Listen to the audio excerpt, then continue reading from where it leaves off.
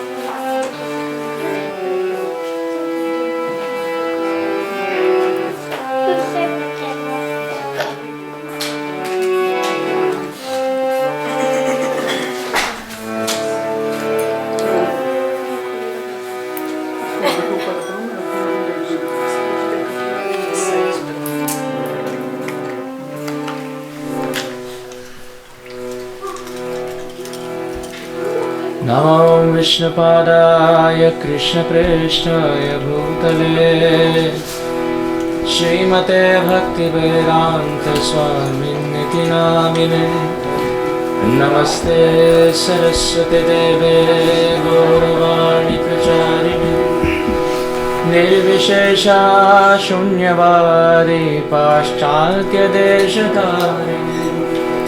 जय श्री कृष्ण चैतन्य प्रभु नित्यानंद श्री अद्वैत गदाधर श्रीवासादि गौर भक्तवृंद हरे Krishna Krishna Krishna Hare Hare Hare Ram Ram Ram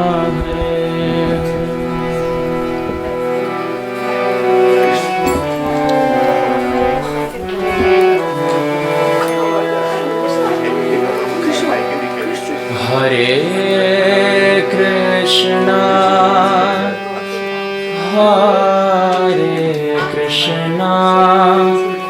Krishna Krishna Hare Hare Hare Ram Ram Ram Hare Hare Hare Krishna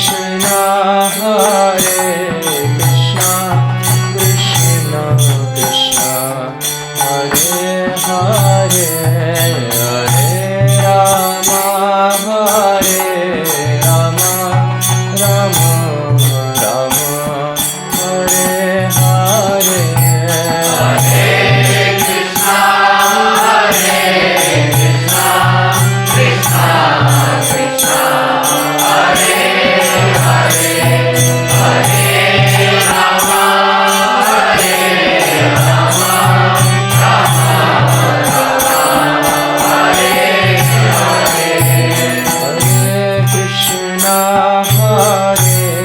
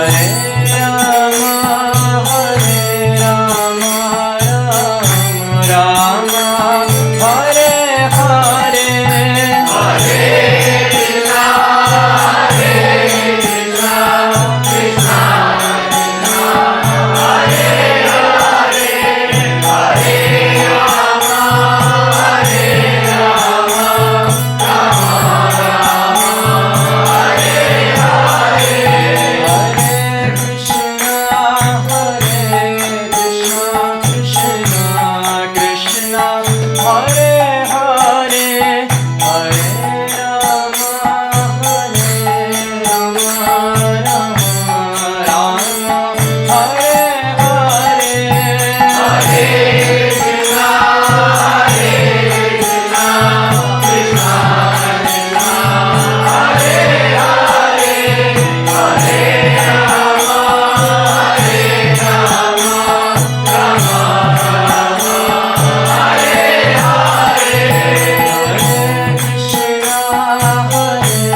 Krishna, Krishna Krishna, Hare Hare, Hare Rama,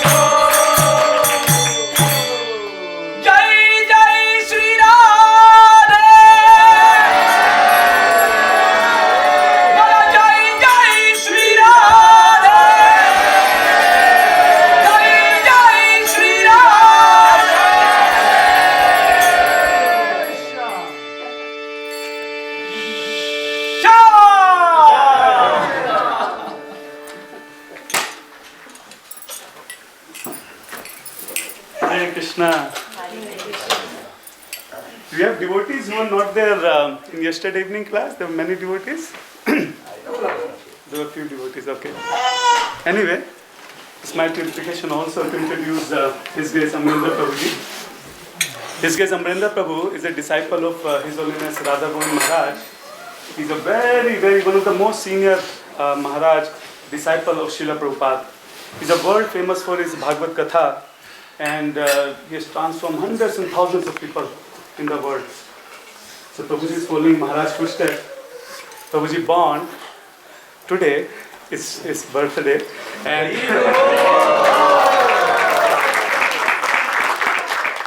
just 28 years back, Prabhuji born in the family of a devotee.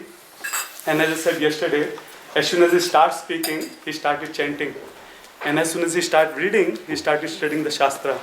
So even though he's just 28-year-old, we're practically more than 2 decades he's been studying and chanting. So, and from last 5 or 6 years, 2006 years now, Prabhuji is traveling all over the world, following footsteps of Srila Prabhupada, almost all the countries and all the major cities of the world. And now it's difficult to get Prabhuji's time. So we are very fortunate, very happy, very excited. Finally, Prabhuji has took his precious time to come here and give all of us his association. Literally, it's a 2-year advance booking, for Prabhuji right now. So it's hard work for Prabhuji also, because he's so busy and traveling, obviously, being so much of tiredness and everything. But still, because it's Krishna Katha, Prabhuji ignoring his health and everything, just traveling from one place to another place and glorifying Shri Radha and Krishna. So yesterday Prabhuji took class where Prabhuji explained, or Prabhuji maybe you just want to summarize very quickly what we discussed yesterday, so that there are very few people who are new, who were not there in the previous class.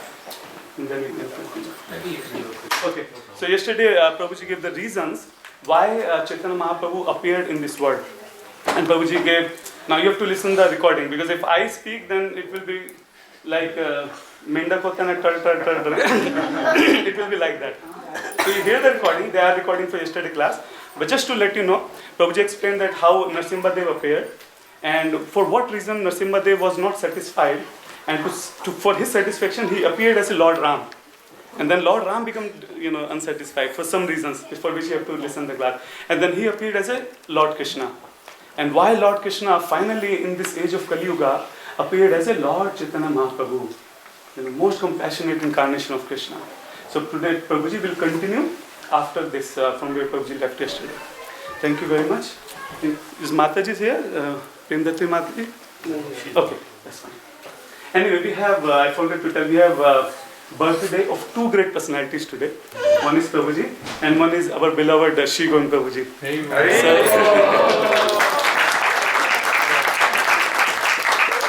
So after the class, we'll do the cake cutting and we'll do the celebration. Thank you.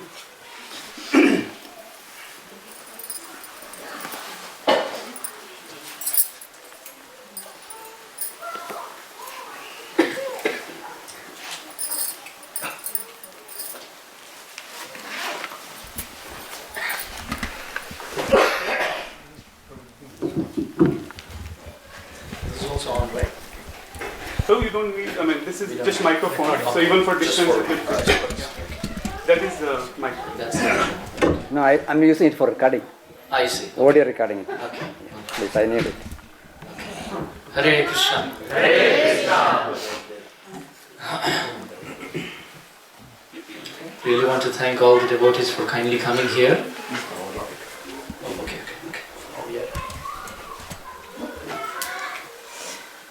Really want to thank all the devotees for kindly coming here this morning. Thank you, SriGovinda Prabhu, for having us. Yesterday, what was Prabhuji's name? The host? Praveen Prabhu. Yesterday was Praveen Prabhu's birthday and we had the program there. The SriGovinda Prabhu's birthday, we have it here. So, it's a very wonderful lineup. So I feel very, very happy that we are all meeting once again. I don't know if I will be able to do justice to your time, but just so that I can try my best, I want all of your blessings. Because if you don't bless, the right words may not come. So I want you to kindly offer your prayers and blessings and heartfelt best wishes, so that may the right words come at the right time, in the right spirit, in the glorification of Sri Krishna Chaitanya Mahaprabhu, giving satisfaction to our ears and senses. And as a servant speaker, may my consciousness be cleansed in this endeavor. Vancha kalpatarubhyascha kripa sindhubhyascha. Om Namo Bhagavate Vasudevaya. Om Namo Bhagavate Vasudevaya. Om Namo Bhagavate Vasudevaya. Om Namo Bhagavate Vasudevaya. Om Namo Bhagavate Vasudevaya. Om Namo Bhagavate Vasudevaya. Om Ajnanatimirandhasya. Om Ajnanatimirandhasya. Jnananjana Shalakaya. चक्षुरुन्मिलितं येन तस्मै श्रीगुरवे नमः श्रीचैतन्यमनोभीष्टं स्थापितं येन भूतले स्वयं रूपकदा मह्यं ददाति स्वपदान्तिकं जय श्री कृष्ण चैतन्य प्रभु नित्यानंद श्री अद्वैत गदाधर श्रीवासादि गौर भक्त वृंद हरे Krishna Krishna Krishna Hare Hare Hare Ram Ram Ram Hare Hare. So what is the time? The time is to inquire. What is the time? It is to inquire. That it is the right time to inquire. What is the purpose of life? That is the time. Because it could be 9:30, 10:30, 11:30, 12:30. But still the constant time is in this human life, in this most beautiful, wonderful, well-equipped human life, where materially, mentally, emotionally, physically, financially, devotionally, we are well-nourished. It is time to inquire, why am I stuck in this world? Why do bad things happen to good people and good things happen to bad people? What decides that I should be born in the family of my father and Arjun Tendulkar should be born as the son of Sachin Tendulkar? Who decides? And what am I supposed to do in this world? Just come in this world for 25 years, do some education and build in one page of resume and walk around house to house, bhavati bhikshan dehi, to get a job, and then get a job and work there for 30, 40 years, make the money and die, that's it? There must be something higher than that. We are going 60 miles an hour this way in the morning to come back 60 miles an hour this way in the evening. What are we gaining? And you do that for 40 years.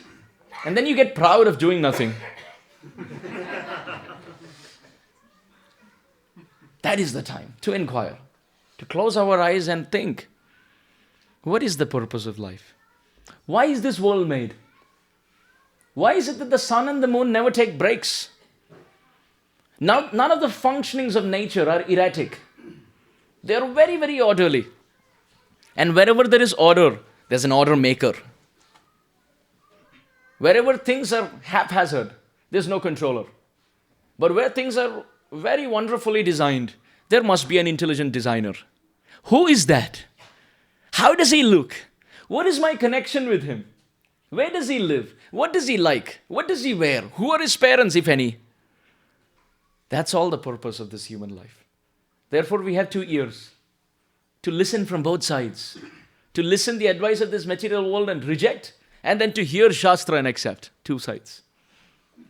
But mouth only one, which means after hearing all that, you deliberate and give one decision. So this is the purpose why we have all assembled. To discuss about Sri Krishna. Did everyone have nice rest last night? Are you sure? Yes.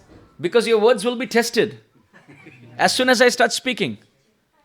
All those who fall asleep, which means you didn't have proper rest before. So I'm asking before I begin, did you all have proper rest? Yes. Oh, that means you give it in writing, you're not going to sleep, however boring the class is.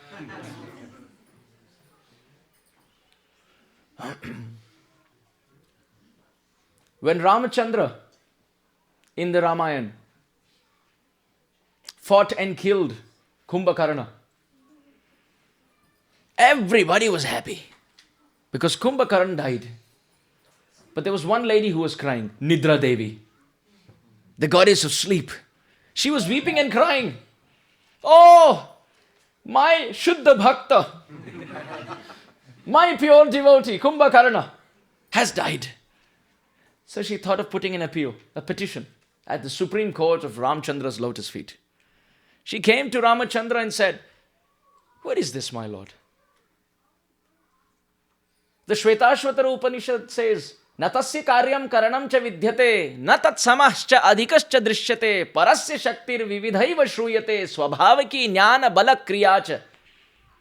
6th chapter, 8th text. Shvetashvatara Upanishad describes the Supreme Lord is completely independent. Bhagavatam first verse described, Janmadhyasya yatonvayadi taratas chartheshu abhijna swarat. You're completely independent. But my Lord, there must be some logic behind that independence. Why did you kill Ravana? And even if you did, we'll have that discussion later. I am really disappointed. You have so many devotees, I had only one. And you took away. Oh my Lord, I have heard even sparrows and squirrels get justice in your court. I am Nidra Devi, I want justice. Ramchandra heard this. And he said, yes, don't worry. Don't worry. You lost one pure devotee. I give you benediction. Every time Ram Katha is spoken, you can initiate so many in the audience. They will all become your pure devotees. So Nidra Devi became very happy.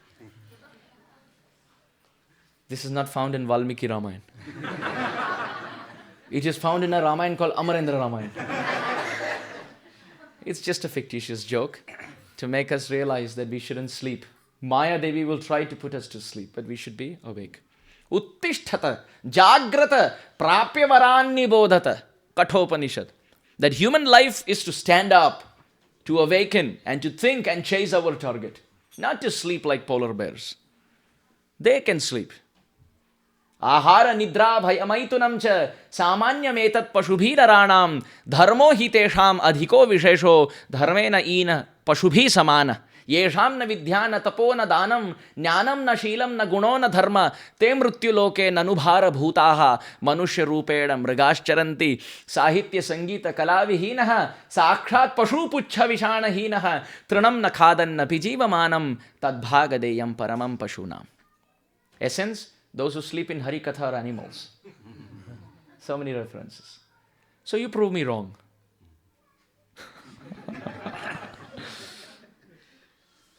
Okay, that being the introduction, do I have your permission to begin? Yes. Okay. So yesterday we were discussing about how the Supreme Lord, Sriman Narayana, he manifests so many different forms. And when he came as Narasimha, he destroyed Hiranyakashipu and he protected Prahlad. But then he developed one desire. What was that one desire? That one desire was, yes.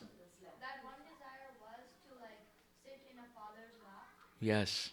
The Supreme Lord was thinking, oh, my Prahlad is having so much comfort sitting on my lap. I wish I had a father in whose lap, on top of whose lap I could sit. And therefore, to fulfill this one desire, he appeared as Ramachandra. And he became a baby. And the devotee became the father, Dasharath. And he could sit on the lap of his father. He fulfilled that one desire. But performing Rama avatar, he developed two desires. And those two desires are, any children here? Yes, please. What's your name? Dinesh? Dhanesh? Dhanush. Okay, Ram wanted to have friends because whomever he would try to send a friend request on Facebook,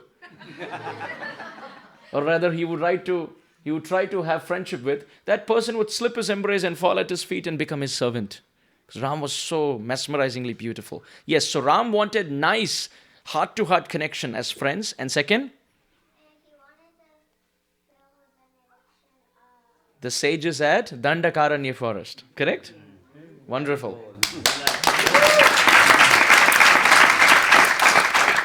Very nice. So sages at Dandakaranya, they stood up and told Ram, oh, can you please change our bodies? We want a gender change. Nowadays people think, now's the new age generation where all these options are coming. Hold on. Everything originates from the Supreme Lord. Everything comes from Him. So they all wanted a gender change. And not just that, they wanted to marry Ram. But Ram said, oh, I already have one wife. I cannot accept. I have Ekapatni Vrata. But he kept this in his database. He said, oh, in the future I will retrieve it. Second was, he wanted friends. Therefore, to fulfill these two desires, Ram of Treta became Krishna of Dwapar, where all the sages of Dandakaranya became gopis of Vrindavan, and Krishna could fulfill their desire. And at the same time, he had very wonderful heart-to-heart friendship with the very wonderful friends in Vrindavan. Nice stories are there of friendship. One time, Krishna's friends, along with Krishna, they made two camps. And they were deciding that the camp which loses must take the winning camp on the back and walk around, running around, give them a free ride. So if you recommend Uber or Lyft to someone, you get a free ride. So when I see that, I remember this pastime. Free ride. Everything comes from Krishna. Everything. So then Krishna's camp and Balaram's camp, Krishna and Balaram became two captains and their camps. Krishna said, yes, I signed to this contract. Whatever happens, I will follow the rules. And you know, Krishna is the one who makes the rules and breaks them. So he made those rules. And then when both camps started having a wrestling match, Krishna's team lost. And the winning team told Krishna, oh, now you have to take us on your back. Everyone in Krishna's team agreed, except Krishna. Krishna, you must follow the rules. Oh, well, my father is the king of Vrindavan. And I'm going to be the future king. So, please tell me, does it look good that the future king is taking the citizens on his back? It doesn't look good. History books will record this point. And this is not correct. At least you should respect the future king. Rules of the game are one thing, but there's a stature to being the royal, regal king. You haven't become the king yet, Krishna. Don't fly in the air. For now, you're our friend. No, I'm not going to become this. I am not going to become a horse and carry you on my back. They said, oh, if that is the case, then you better not play with us. We'll not play with you. Krishna said, fine, I don't want to play with you. It's not that I'm very eager to play with you. You don't want to play with me? Sure, I can be happy. You don't know who I am.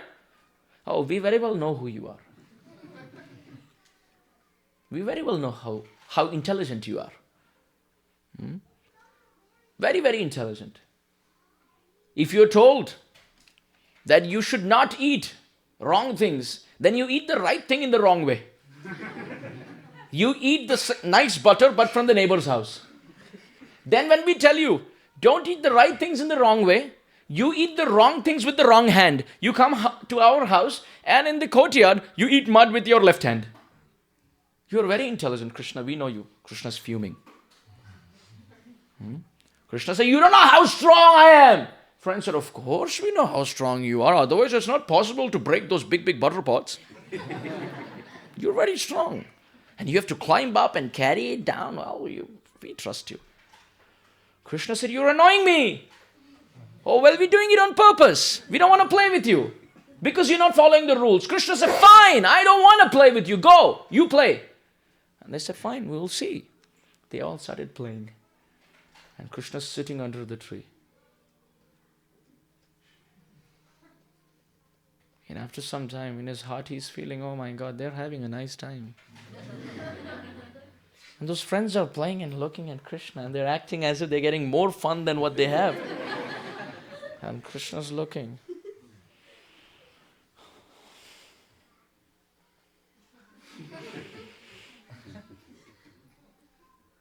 And then, in no time, tears coming down Krishna's eyes. He's thinking in his heart, oh, I left Vaikuntha because I was feeling bored alone. I was sleeping all day. Now I came here to play with my friends and they reject me. Where will I go? Some friends are looking at Krishna. They're saying, oh, he's crying. Should we go? Suval says, oh, no, it's just his drama. He's a drama king.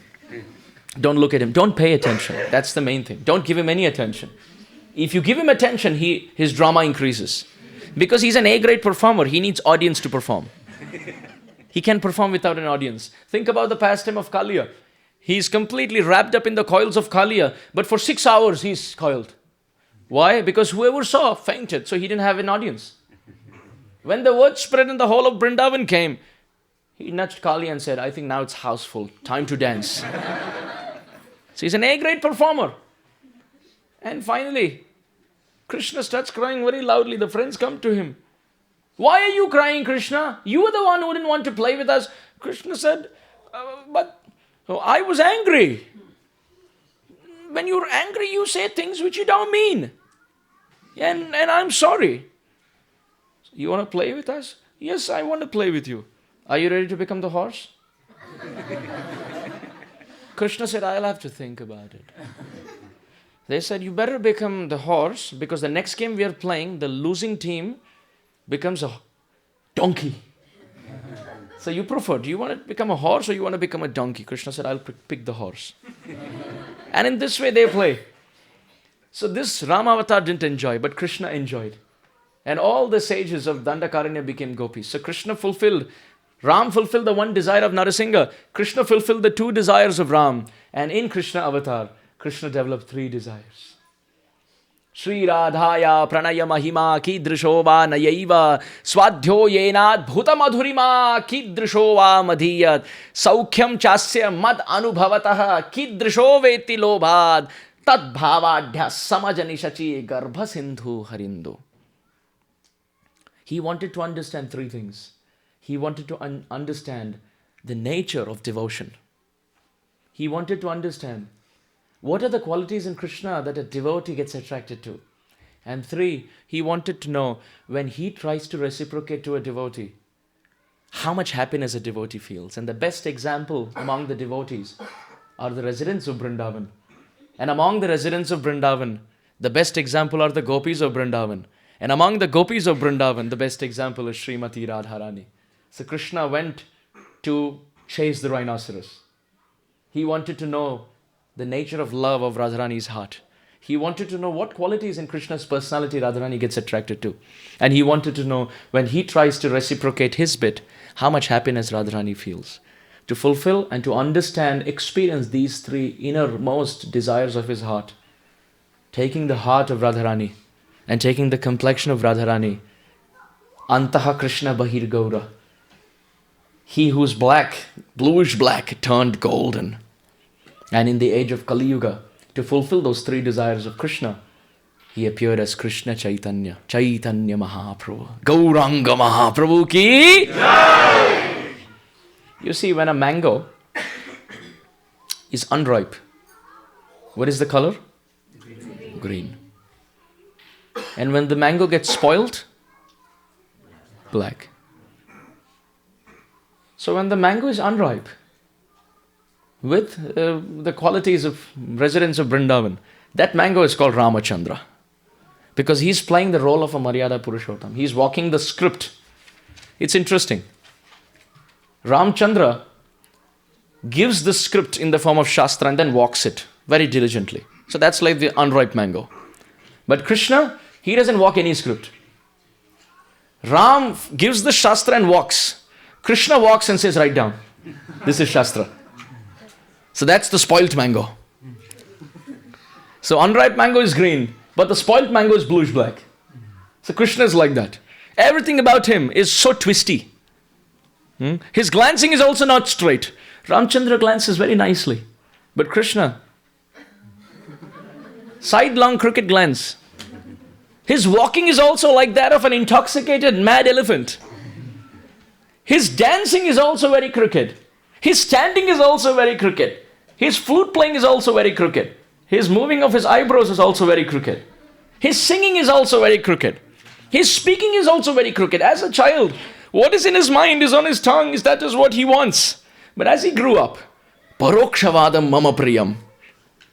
What he wants and what he's saying, completely different.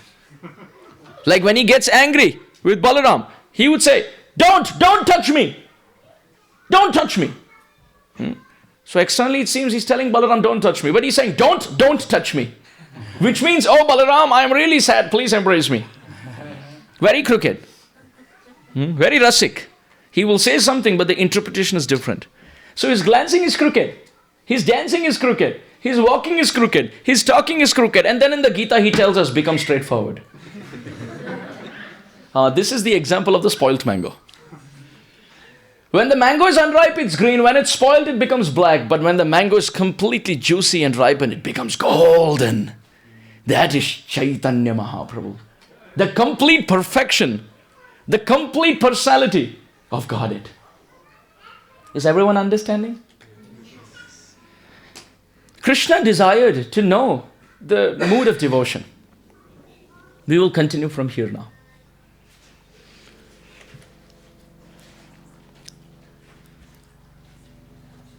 When he appeared as Shachinandan Gaura Hari, Chaitanya Mahaprabhu would sing the holy names and he would erupt in ecstasy. His teeth would chatter. There would be lump of emotion in his throat. Hair would stand on end. He would cry 5 streams of tears, and sometimes when he would stand in front of Jagannath, there used to be syringes of tears washing the feet of Jagannath from a distance. He would jump in the air chanting the holy name and fall down like a bag of bones. Sometimes he would roll on the ground. Sometimes he would cry loudly. Sometimes he would laugh like a madman. No one understood. Why is he doing like this? It's not that he was a patient of epilepsy. No. There was a reason why Chaitanya Mahaprabhu was behaving this way. Because this teaches us when Krishna left Vrindavan and went to Mathura and Dwarka, Srimati Radharani in Vrindavan was in separation. When Krishna left Vrindavan at the age of 11, it's interesting. Narada Muni came and told Krishna, "Oh Krishna, you're busy playing here. But do you know, Nanda and Vasudeva and Devaki, your parents are trapped in a prison house. And Kamsa Maharaj is ruling. We want you to come and help." Krishna looked at Narada Muni and said, "Definitely I will come to Mathura. Why are you worrying? This is my word. I promise you I will come." Because Narada Muni saw that Krishna came in this world to protect. But he became so absorbed in Vrindavan that he forgot why he has come. So therefore the Bhagavatam described Narada Muni came and offered prayers to Krishna. "Oh Krishna, who has appeared by the prayers of the demigods? Who will kill Kamsa in the future? Oh Krishna, who is going to reduce the burden of Mother Earth?" Etc., etc. So while reading Bhagavatam, we feel, oh, these are prayers. But these are not prayers. Narad Muni is reminding Krishna in a very subtle way. Oh, he who has appeared by the prayers of the demigods. Oh, he who has appeared to kill Kamsa. He who is happy frolicking in Vrindavan, please. But he can't say directly. So he's sugarcoating it as if it's a prayer. But in his heart he's bleeding. Please come out. And at that time Krishna promised. And he said, "Yes, I will come. This is a promise I'm giving you, I will come." Narada Muni turned and started leaving. Krishna looked around. And all these calves whom Krishna has trained right from his childhood, they started looking with tears in their eyes, licking Krishna's feet. "Krishna, is it true you're going to leave Vrindavan and go to Mathura?" Krishna says in the Gita, "I reciprocate according to the bhava of the devotee." So when he looked into the eye of a tear-filled eye of a calf in Vrindavan, Krishna looked. And he looked at the calf and he said, "How can I ever leave you? I promise you, oh calf, I will never leave you." Narad Muni turned back. It took the tears of one calf in Vrindavan to make Krishna break his promise that he gave to a Deva Rishi. Narada decided this is not going to work. He's not going to come out. So I have to play a card from the other side. So he went to Kamsa Maharaj. and said, "Oh, Kamsa, you know I am your well-wishing friend." Kamsa said, "Yes, I know." Because in the past, Narada Muni has tried to help Kamsa in a very different way to gain his confidence for this day. So Kamsa, "I have come with a message for your benefit." Kamsa said, "What is that?" Narada Muni said, "Kamsa Maharaj, have you heard of home ground advantage?" Home ground advantage. I'll ask you a simple question. How many of us love cricket? Be honest. Thank you. Imagine India playing Pakistan in India. Who's going to win? India. Okay. India playing Pakistan in Pakistan. Who's going to win? Better say India. That means you're a good cricket fan. Okay. So the point is, when they play in Pakistan, the Pakistanis feel they have an advantage because they can set the pitch. While when they play in India, Indians feel now we have an advantage. This is called home ground advantage. Narada Muni teaches this concept to Kamsa Maharaj and says, "Do you understand home ground advantage? You sending all the demons to his home ground, Vrindavan. And they're all going there and finished. The environment made by Brinda Devi is such that by the time your demons reach there, they're tired. And all that it takes is one punch and they fall down. Why don't you think of getting Krishna here? So that you have home ground advantage. Instead of sending your demons there who never return, you see, Acharyas describe Vrindavan as such a wonderful land that you must go there in one-way ticket. You should never return. Even the demons understood this principle. Putana, Agasur, Bakasur, Dhenukasur, Vatsasur, Arishtasur. They went from Mathura with one-way ticket. They never came back. They all went to Vrindavan and left their body. Why? Acharyas describe, just to prove one verse of the Gita. Yad gatva na nivartante tad dhamam paramam mama. Krishna is saying, "Oh, my abode is so transcendental. Once you come, you will never return." So to prove this point, all the demons went there with one-way ticket and never came back. So Kamsa Maharaj, don't keep sending demons there. Instead, make a strategy where Krishna can come here. And if he comes here, then you will have home ground advantage because he's out of Vrindavan. Think about a crocodile fighting an elephant on land. The elephant will finish the crocodile.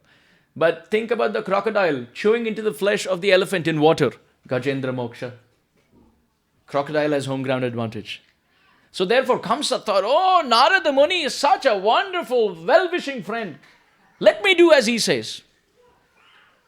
Akrura was sent. Akrura was sent to Vrindavan from Mathura with the desire that please snatch Krishna and Balaram out of Vrindavan on the pretext of a bow sacrifice in Mathura. And then just tell the Brajbasis in a few days they will be back. So Akrura came with his chariot, took Krishna and Balaram on board and said, "Oh yes, in a few days they will return." Krishna's friend at that time had made nice sweet rice. He looked at Krishna and said, "Krishna, I have made a pot full of sweet rice for you. Can you eat?" Krishna said, "Don't worry, I am going to Mathura. I will be back in the evening. We will sit and eat together." He said, No. I'm not gonna wait. It's fresh right now. I want to eat right now." Krishna said, "What to do? Then why don't you eat? When I come back, we'll make fresh one." He said, "No, I will wait for you also. And now you have to eat with me." Krishna said, No, it'll take time. Maybe in the evening. He said, "Are you sure? Can I wait till the evening?" Krishna said, "Maybe you should eat because it's possible I may come in a day or two." The friend said, "Are you sure you'll come in a day or two?" Krishna said, "Maybe a week." "Are you sure you're going to come in a week?" "Maximum a month." And it built up to a point where Krishna said, "You should eat this sweet rice because you never know, I may never come back." And the pot of sweet rice fell from the friend's hand. And he said, "Krishna, you started from coming back in this evening to say that you will never come back. Krishna, touching the dust of Vrindavan as witness, I promise I will stand here and I will wait for you." He stood there and transformed into a deity which is called Poochrika Lota Baba in Govardhan. Even now when you go to Govardhan for doing parikrama, on the back side of Govardhan there is a very beautiful temple. It is called, please repeat, Poochrika Lota Baba. Poochri means poonch. Poonch means tail. So Govardhan is in the shape of a peacock. And at the tail end of the peacock is the temple. So it's Poochri. And unka Poochri pe Lota Baba. Lota means in Vrindavan. Loteng in Braj Bhasha. Krishna kaha? Oh, lotenge. Wo to aayenge. Krishna lotenge. Lota means he will return. And Baba. So he became a deity standing there. And those who do Giriraj Govardhan Parikrama, they go to that temple because it is described the registration for the parikrama starts from there. Which means even if you complete your parikrama but you don't go to that temple, you're marked absent. Your parikrama is invalid. For the validity of your parikrama, you must go to that temple because he's the one who takes your attendance. This is how the residents of Vrindavan were burning in the pangs of separation when Krishna left. When Krishna was leaving, the Gopis of Vrindavan started crying. They said, "Hey Akrura!" The word Krura means cruelty. And Akrura means he who's not cruel. But Namadhayana Kim Phalam? What is the use of having a name which doesn't befit the character? I feel, said the Gopis, that Krurata, cruelty, personification has come in the name of Akrur. Namatu Dhanapali Tathapi Sa Nirdhana. Somebody could have a name called Dhanapali, which means protector of wealth. But if you see their bank balance, Tathapi Sa Nirdhana. Name is Sudama. Sometimes name is Sudama, but bank balance is like Bali. But sometimes the name is Bali and the bank balance is Sudama. So Namadhayana Kim Phalam. Nowadays people may have name also, very big names. Someone will have name like Vikramaditya. But he gets scared of cockroach. So Gopis are asking, Namadhayana Kim Phalam. Your name is Akrura. But you're Krurata. Pratima Murti. You're the deity of cruelty. Oh Akrura, please don't take our pran outside Vrindavan. Vrindavan is the body. Krishna is the life air. We are all like relatives. When a person is dying, the relatives are all crying. The person is suffering. The body is horripilating. But Yamadutas have no emotions. They come with their nose and snatch the soul away, even if all the relatives cry.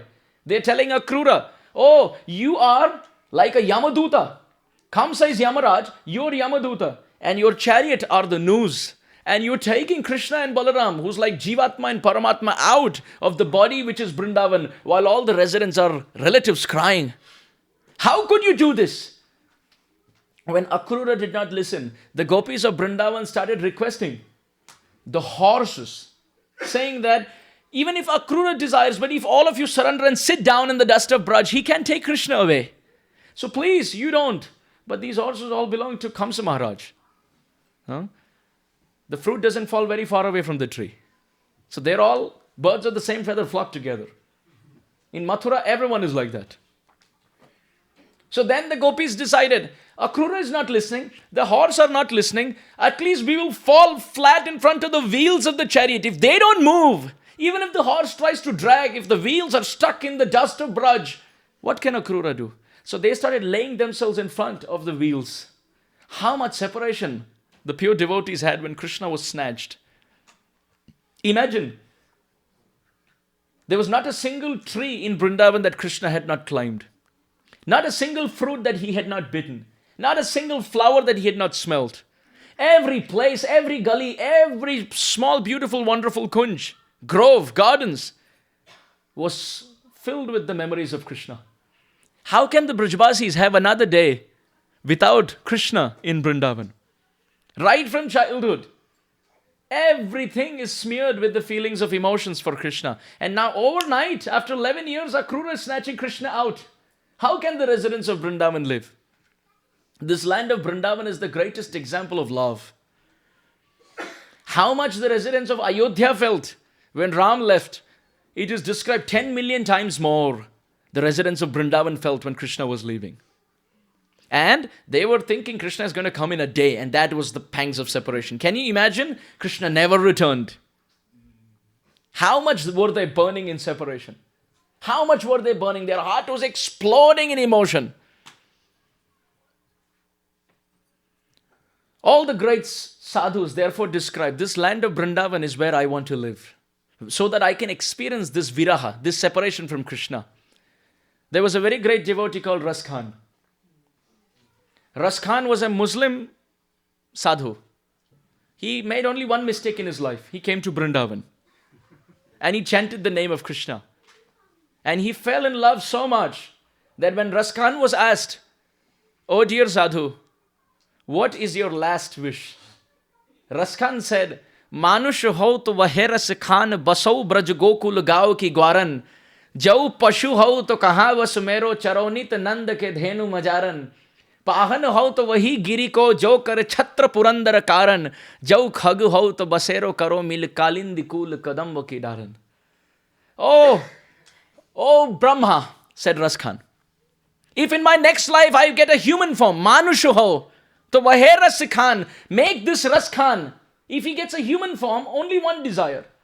Basau braj gokul gao ki gwaran, make me a cowherd boy in this land of Braja. What if Brahma says, Ras Khan, you're making a very, very big castle in the air. You don't qualify to get another human form. No problem. No problem. Jau pashu ho. I'm ready to become an animal.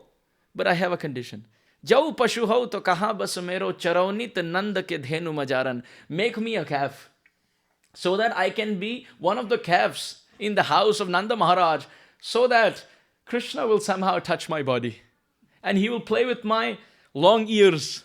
And he will play the flute. And my ears will stand up like pots to hold the nectar of his flute sound, so that I can lick his lotus feet and streaming with tears looking at his moon-like form. What if Brahma says, but you don't even qualify to become an animal? Ras Khan gives third proposal. No problem.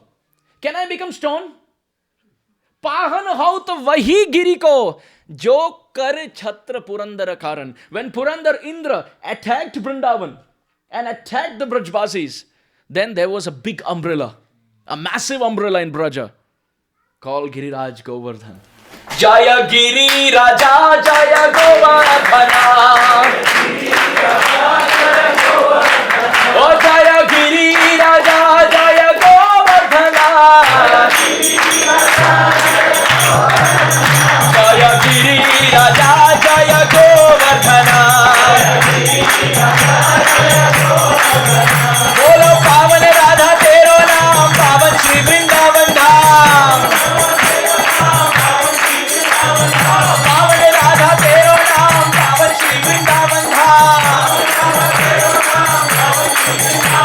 Oh Radhe Radhe Radhe, Jai Jai Jai Shri Radhe.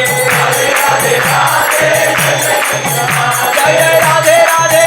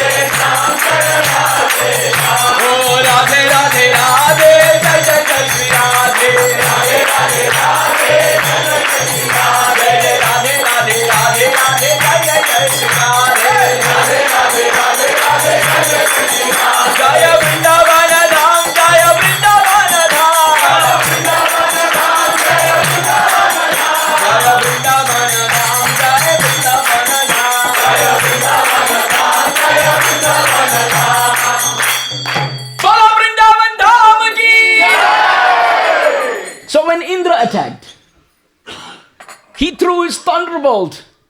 Oh, the Brajbasis picked up their biggest umbrella in the form of Govardhan. And Govardhan was floating like a mushroom in the hand of Sri Krishna.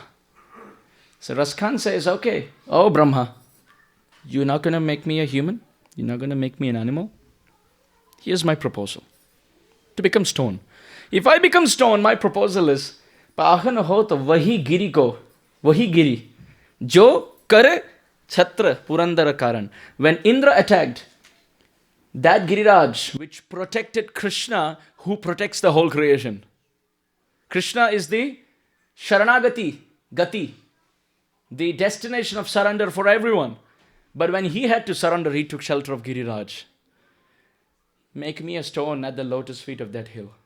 But Brahma, if you say that I can't even become stone, then I have the fourth proposal. What is the fourth proposal? He says, make me a bird. Jo khagu ho to basero karo mil kalindi kul kadamba ki dalan. But I have a condition. May I become a bird on the branch of a kadamba tree on the banks of Yamuna. But whether it is human or animal or bird or stone form, one condition is for sure.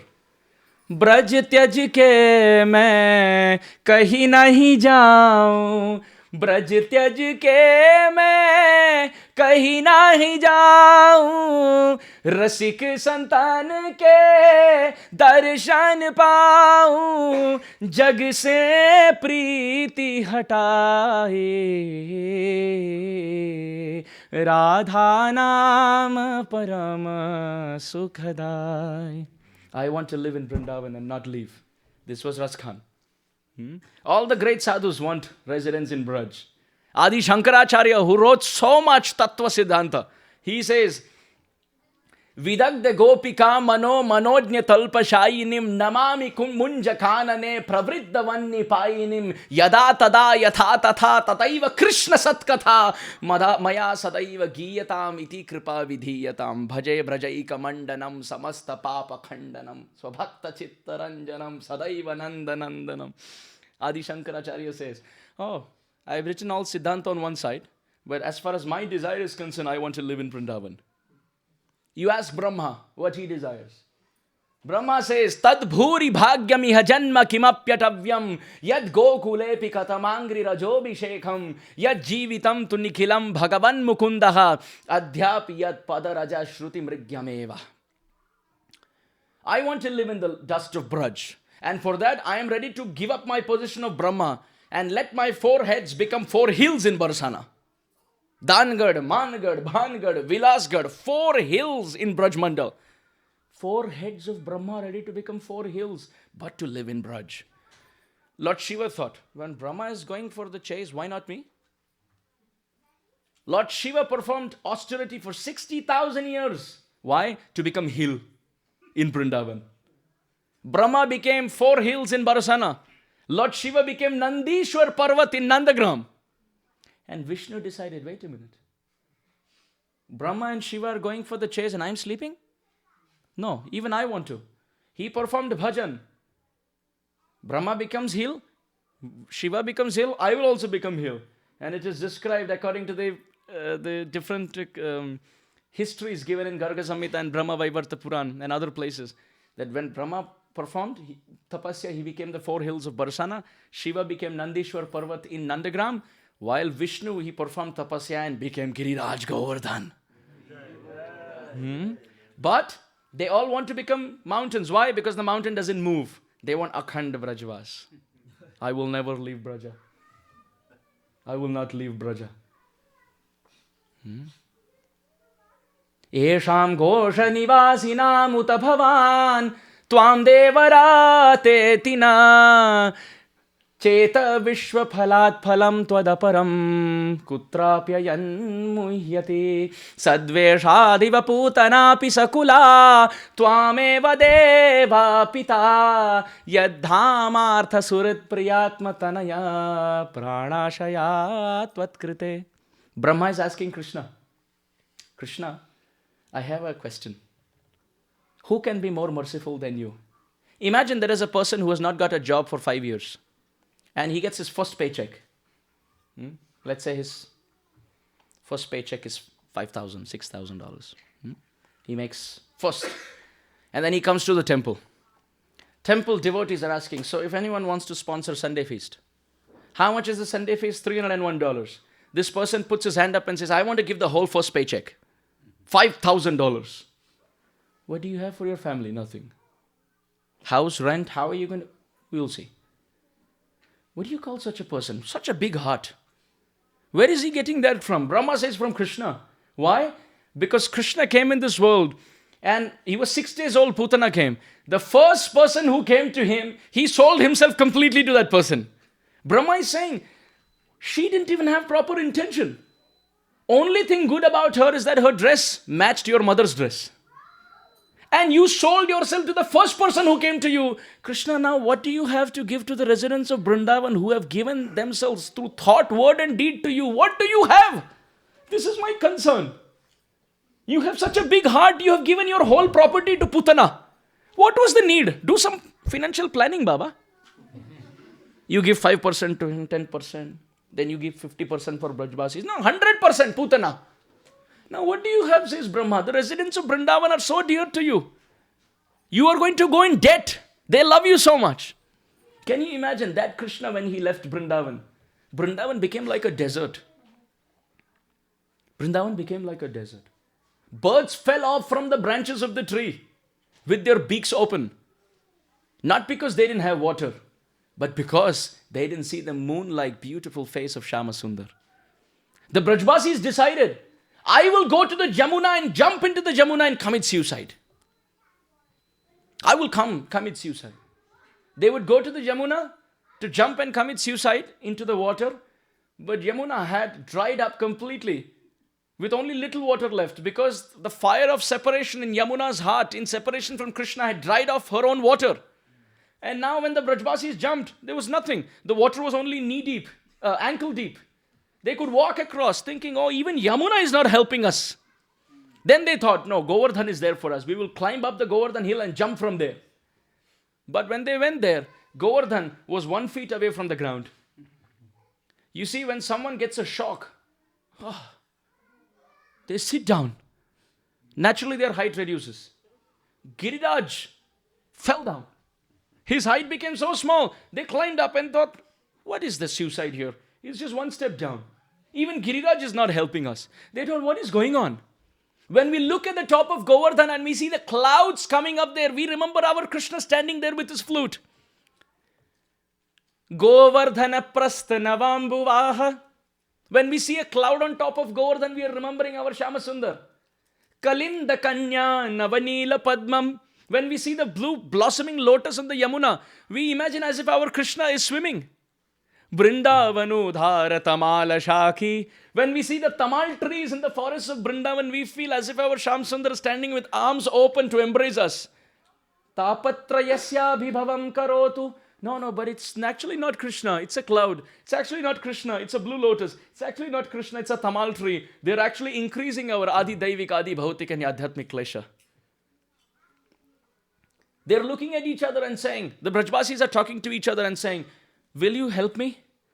What do you want help in? I am dying. Will you perform my last rites? What kind of last rites do you want me to perform? The Brajbasi said, just do one favor. Just one favor. When I die, take my body and put my body around, embracing a tamal tree like this. And let my body remain there all my life, because the tamal tree has the same fragrance and the same bodily complexion of Krishna. Therefore, the word used is tamal Krishna. So, Brajbasis are talking to each other. When I die, just take my body and wrap it around a tamal tree like this. Let my body stay around the tamal tree forever, so that if not the soul, at least the body gets to embrace something which reminds it of Krishna. The other Brajbasi said, now, okay, I will help you, but can you help me? What do you want me to help you in? He said, just make sure, as I die, the five constituents of my body, earth, water, fire, air, ether, are as follows. The earth element of my body should become so soft that whenever Krishna is trying to step over something in Mathura, this dust should come between the stone and Krishna's feet. The water content in my body should mix with Krishna's bathing water, so that at least the water content in my body can touch Krishna. The fire content in my body should mix with the sun and completely shine on the mirror where Krishna is looking, so that he can see his reflection very nicely. The air content in my body should carry Krishna's fragrance all over Braja, so that if not me, at least the Brajbasis can be pacified. And the ether content in my body, may that become the space where Krishna comes back and embraces the residents of Braja. If this can be done, then I'm ready to give up my life here. Can you imagine? They're going mad. They're going mad. And some of them would keep seeing. And they would see Krishna. They would blink and they would see Krishna. And they would go to embrace. And their hands would go in the air. And then they would realize they're actually hallucinating. And they would fall back. Krishna. Mother Yashoda would keep looking from the kitchen towards the path to Mathura. And every day she would make fresh butter. Very fresh butter. Because what if Krishna comes back today and asks, Maya? Oh Maya, I have come back from Mathura. Can you give me some butter? She cannot give old butter, so she can give new butter. And she would make and keep and wait looking. But when Krishna would not return, at sunset, she would break that butter pot and she would say, another day gone. Maybe he will come tomorrow. And she would keep making like that. Later on, when Uddhava came to pacify the Brajbasis, the more he tried to pacify, the more their fire of separation increased. They would say, we lost Krishna. Uddhava said, why do you worry? He was not your child, he was Bhagavan. You don't worry. And their eyes dilated. Because Uddhava is the disciple of Brihaspati. Very intelligent. See, he is using all of his logic that he learned from his Gurudev to pacify the Brajbasis. But everything failed. The example given is, think you went into a fun fair and you lost $5 and you're repenting about it. A person comes and says, why do you repent? It was not $5, it was 50 million.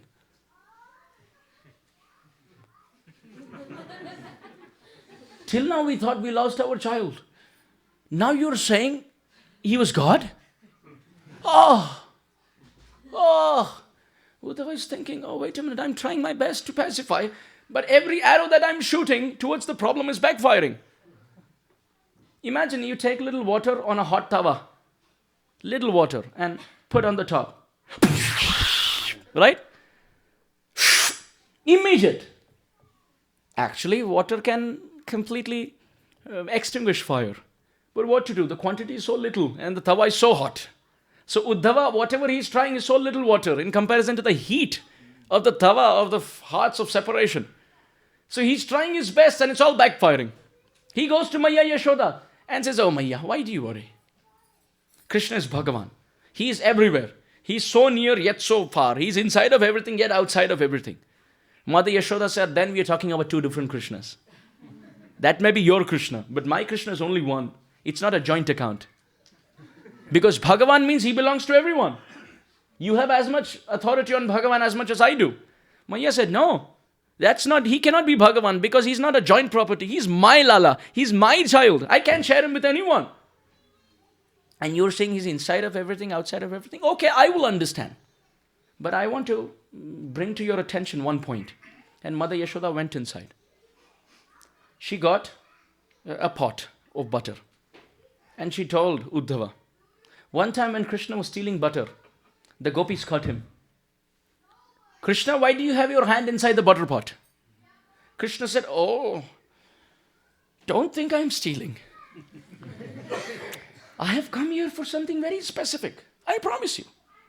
The Gopi said, what is so specific? Actually, oh Maya, my father has given me the task of taking care of every calf. And one very naughty calf has entered your house. And I suspect it has jumped into this butter pot. Therefore, I am putting my hand to take the calf out. The Gopi looks at Krishna.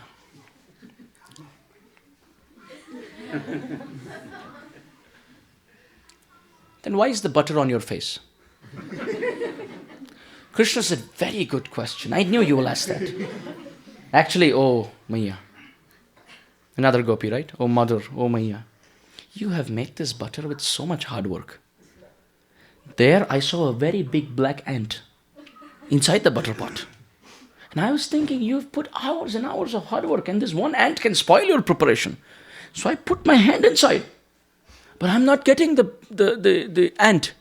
So that I don't keep touching the same portion of the butter again and again. My policy was, the butter that I have seen and checked, which doesn't have ant, I will eat that so that it will finish. Then it's countdown. I can catch the ant very quickly. The gopi looks at Krishna. Can you imagine if babies in this world act in very sweet, intelligent way? We smile. What to speak of this supreme Lord of all sweetness appearing in his most beautiful, wonderful baby form. Balya Lila Manoharam. Gopala Udara Charitam.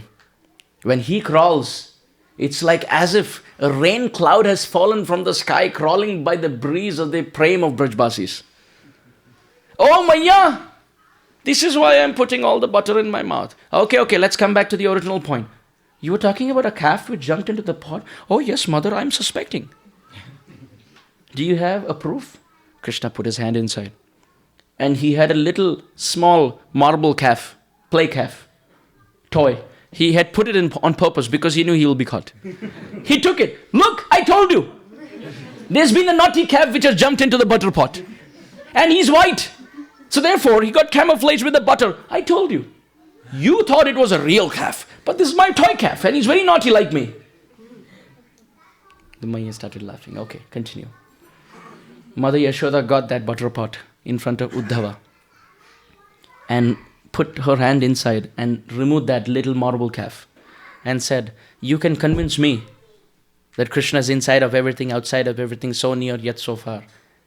How can you convince this little calf that Krishna is not going to come? And Uddhava was thinking, all the different philosophical points of rebuttal that he had learned from his Gurudev, Brihaspati, are all torn into pieces in front of the Brajbasis. Therefore, in Vrindavan, there is a place called as Gyan Gondadi. Gyan means knowledge and Gondani means to tear. That place where Uddhava's knowledge was torn to pieces by the love of the Brajbasis. You will not know like this. You should come with me to Braja. We should make a plan.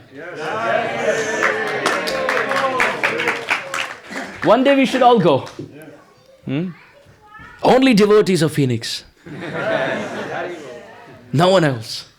We should go. And then we should go to all these places in small groups and go and weep and cry there in these places chanting the holy name. So when Uddhava came, this was the start. He was not able to break through the barrier of any of the Brajbasis. And then finally he came to the Braja Gopis. Krishna had given Uddhava a letter. Is everyone paying attention? Yes. When Krishna gave a letter to Uddhava, Krishna was in Mathura and he gave a letter to Uddhava and said, please give this letter to my dear devotees in Vrindavan. Try to convince my parents, but don't open your mouth in front of the gopis. Krishna had given advice. Don't try your logic there, it will not work. But Uddhava was not able to conceive. Krishna told Uddhava, Gacha! Gacha means go. Where should I go? Who? Uddhava! Gachodhava! Where should I go? Vraja! Run to Braja. And then Krishna says, Saumya. Oh, handsome. Oh, handsome Uddhava. Please run to go Vrindavan. That doesn't make sense. Well, this Saumya, just keep it in the back of your head.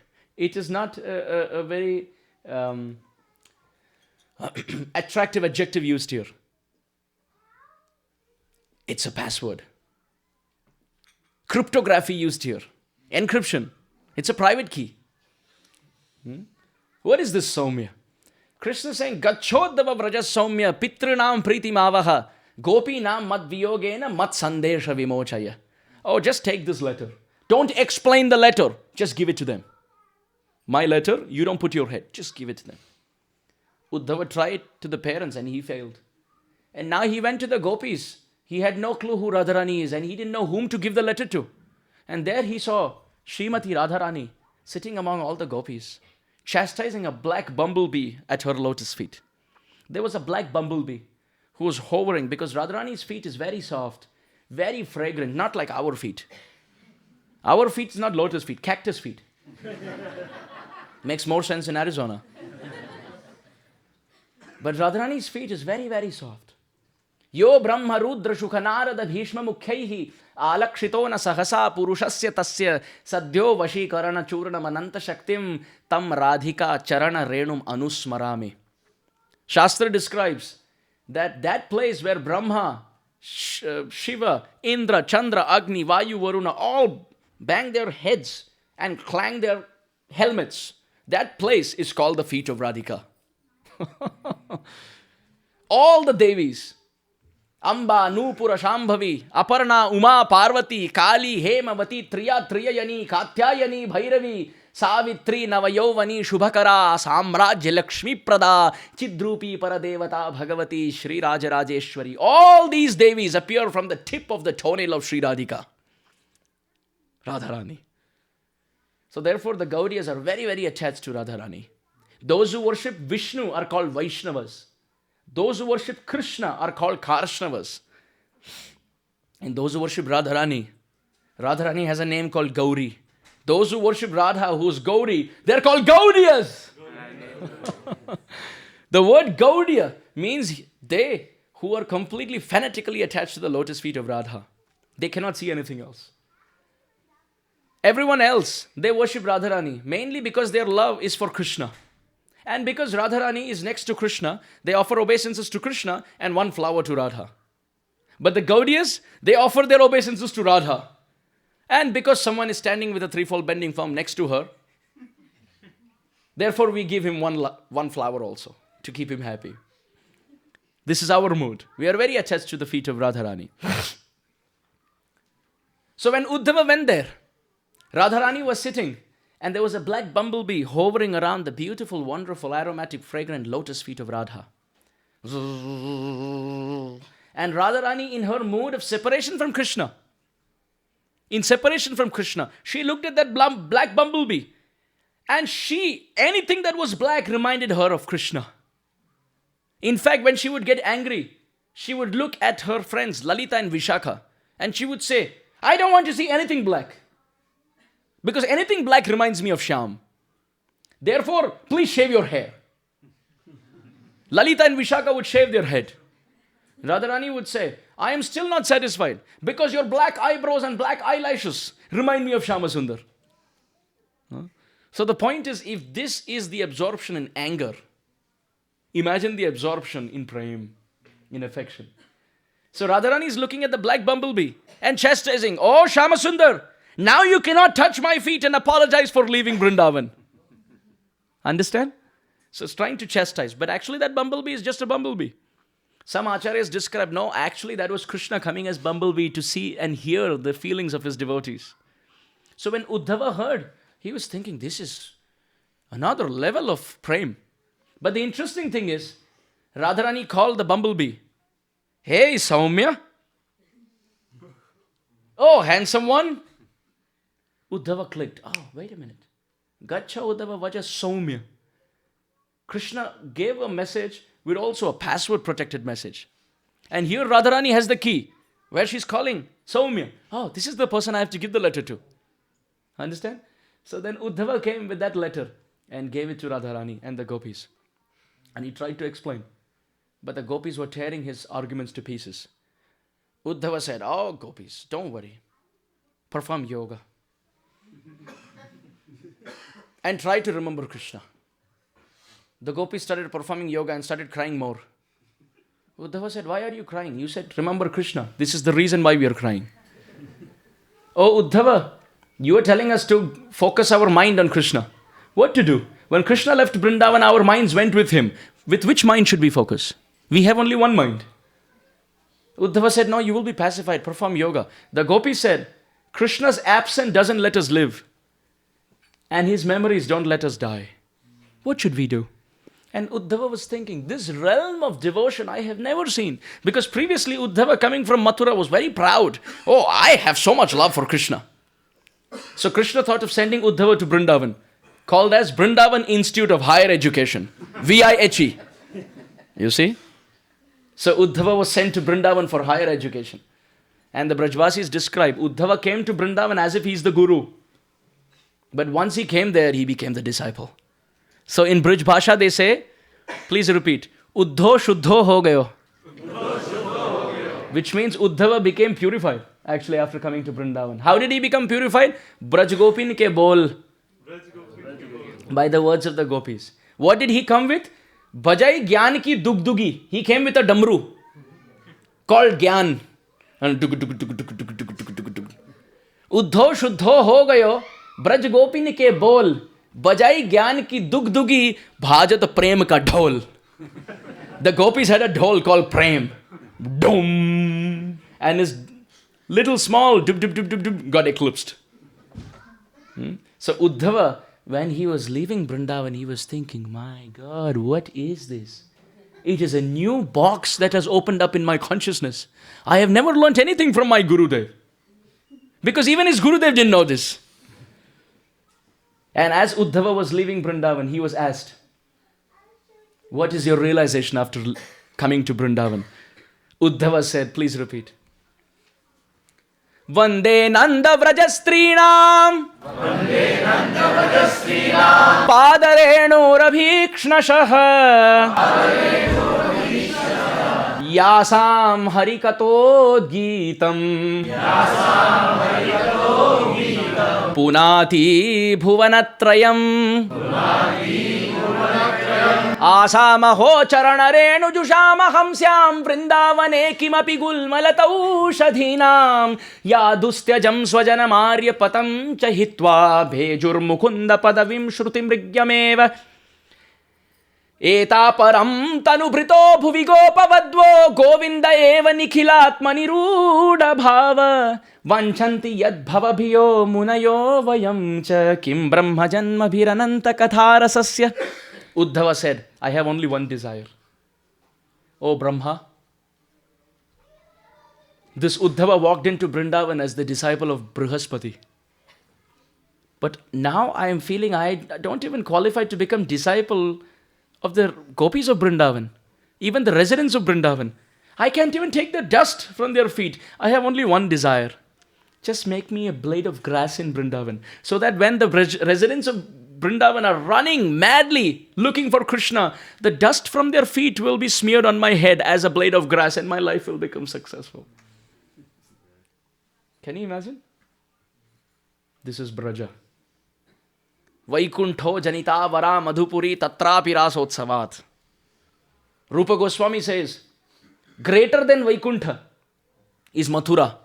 Why? Because in Vaikuntha, the four-handed form is seen. But in Mathura, the two-handed form was seen in the jail. But greater than Mathura is Vrindavan, because he was born in the city, but he transferred himself into the forest. But among all the different places, Govardhan and Radha Kund are the highest, because it's saturated with love for Krishna. This land of Vrindavan continued to see so much ecstasy.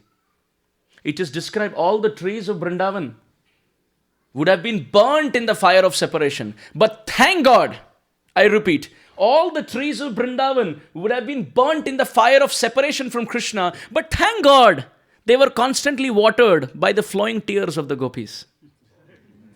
This is why they were saved. That fire of separation was extinguished. That fire was extinguished. When they would see Krishna in their hallucination, they would think, oh my Krishna is coming. But then they would curse Brahma. What kind of a crazy creator are you? Now these are the words that the Brajbasis are speaking in separation. So please don't take offense.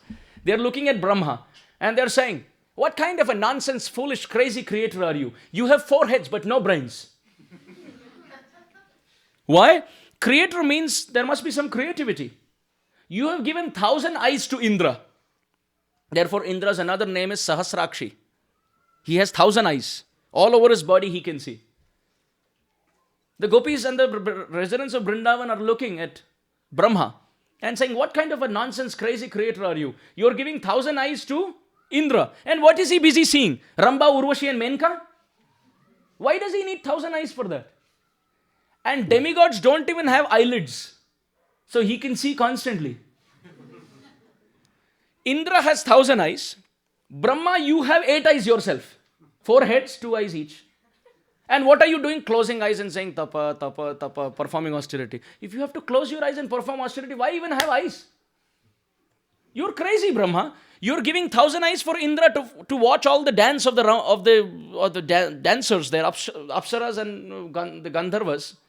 And you are having 8 eyes yourself performing tapasya, closing your eyes. And for those residents of Vrindavan who are born with Krishna in the same village, you are giving only 2 eyes.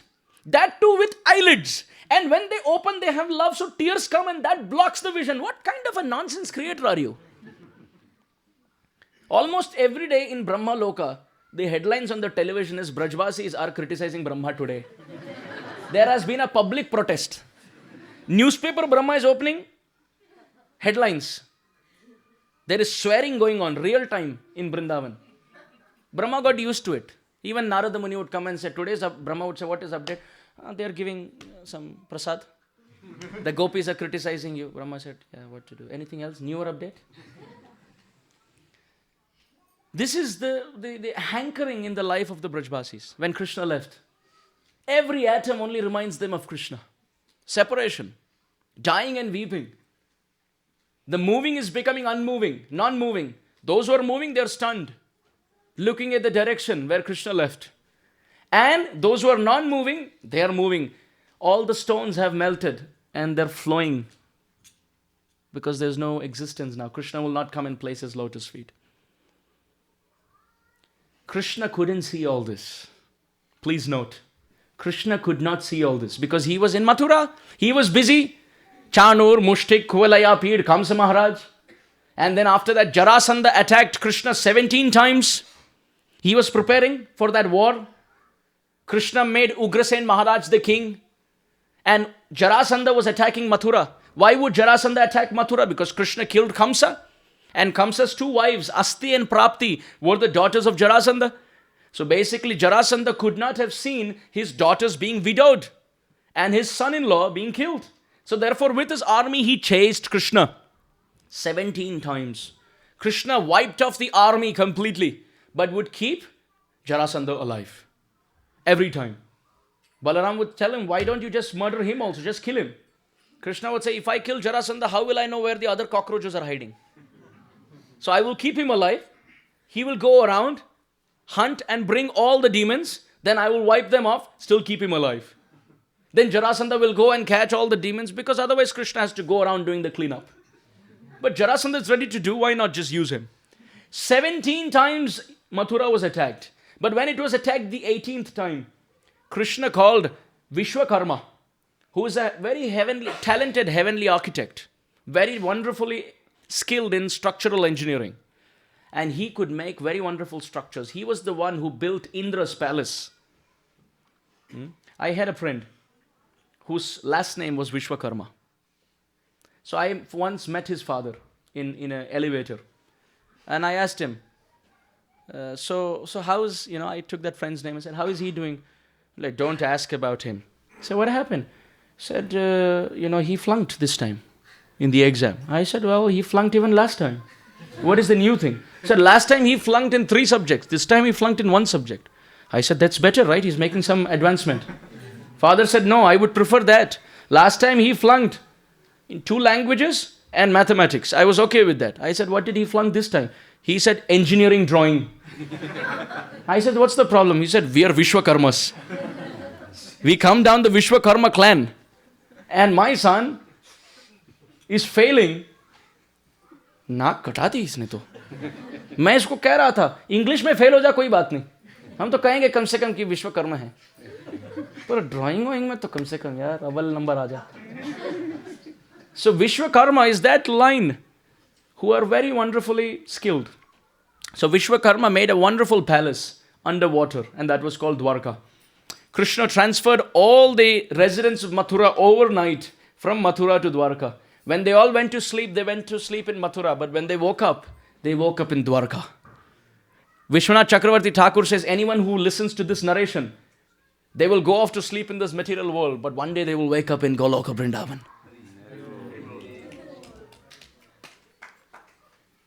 So they all transferred into Dwarka. Krishna started performing his Dwarka Lila. He kidnapped Rukmini and saved her, and so many wonderful pastimes. But none of that was actually fulfilling his heart's desire. Krishna, why was he marrying so many queens? Oftentimes people ask this question. They have a blemish on Krishna's character. They taint Krishna's character with a blot, saying that why did he marry so many queens? Well, there's a reason why.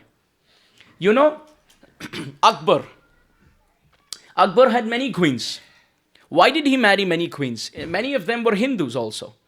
Why? Because when you marry many queens, then you kind of make a very wonderful relationship with the father's army. Akbar stabilized the whole of North India by marrying all the daughters of so many big kings. So in this way, he became undefeatable because every second king was his father-in-law. So in this way, his army became undefeatable. This was the logic that Krishna used. If I marry all these queens, then I make a very wonderful, strong, formidable army by having friendship with their fathers and my father-in-laws, etc. So therefore, when Jarasandha attacks, I can destroy all the demons, and the faster I destroy all the demons, I can run back to Vrindavan. So the reason why Krishna married so many queens is actually his expression of love for Radha. Is everyone understanding? It is not a competitive feeling against Radharani. He loves Radharani so much that he wants to return back to Vrindavan quickly, that he wants to destroy all the demons quickly, and for that, to make more stabilized army, he started marrying so many queens so that he can make friendship with the fathers. But now in Dwarka was a different scene. Very different scene. Is everyone paying attention? Yes. In Dwarka, it was a different scene. Krishna would go off to sleep in Dwarka. And every night he would dream of Nanda and Yashoda. He would dream of all the calves and the cows. He would dream of the trees of Vrindavan. He would dream of Govardhan. He would dream of Yamuna. He would dream of all the wonderful kunjas and gardens of Braj. He would remember Radharani. And even in his dream, he would say, Radhe, Radhe, with tears coming down his eyes. And Rukmini and Satyabhama would think. And sometimes Krishna would turn sides and he would say, hey Rukmini. Rukmini would feel very happy. Krishna would look. Rukmini would say, yes. Krishna would say, do you know the reason why I married you? The only reason I married you is because you remind me of Radharani. So Rukmini, Satyabhama and all these queens started thinking, who is this Radha? What is this Vrindavan? We want to know more. We were thinking we are serving him in golden plates and he's still saying Vraja, Vraja, Vraja. Sometimes he's crying out the names of the cows. Kumkumi, Dhavali, Shyamala, Dhavali, Saraswati. And the queens are thinking, what is wrong? Who are these people? And Krishna had one set of cows called a Simhamukhi. They were all cows. Krishna would say, I don't know how you became cows. You have a face of a lion. Therefore, I will rename you as Simhamukhi.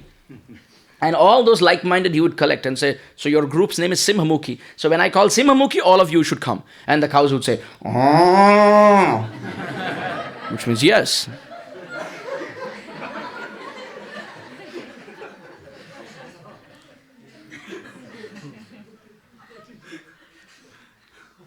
And sometimes Krishna would look at the cows and say, you are so chubby. Oh, Tungi, there was a calf by the name Tungi. Oh, Tungi, your cheeks are so chubby. I feel like playing mridanga on your cheeks. And therefore, your name is Mridangamukhi. And Krishna would call the cows by different names. And in his dream, he's crying and saying, Mridangamukhi, Simhamukhi. And the queens of Dwarka are thinking, what is going on? They have no backstory. So they asked, who is the person who can tell us? And that was Balaram's mother, Rohini. Because Balaram's mother, Rohini, was there in Braja and also in Dwarka. She said, I need the help of a few more. So everyone came together. Rukmini came together. Padmavati came together. Padmavati is Kamsa Maharaj's mother. Rohini came together. Everyone came together and started discussing. They said, wait a minute. Our discussion must be guarded. And you know the story how Subhadra Devi was made to stand out. So I will not tell you that story, but I will tell you something which runs very parallel. They said, we have to make sure Krishna doesn't listen because he's sleeping now. If he sleeps and he listens to this, he will wake up. And Krishna woke up because Braja was being described. They immediately said, shh. And as Krishna continued hearing, 2-3 words before they stopped, he fainted again.